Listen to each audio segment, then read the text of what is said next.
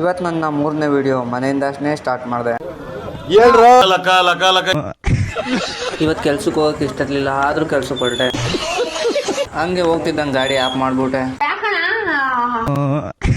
ನಮ್ಮ ಬ್ರದರ್ಗೆ ಇವತ್ತು ಡ್ರಾಪ್ ಮಾಡ್ಬೇಕಾಯ್ತು.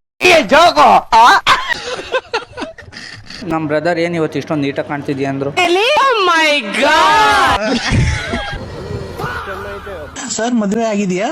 ಮದುವೆ ಆಗಿದೆ ಸರ್, ಮದುವೆ ಆಗಿದೆ ಅಕ್ಕ.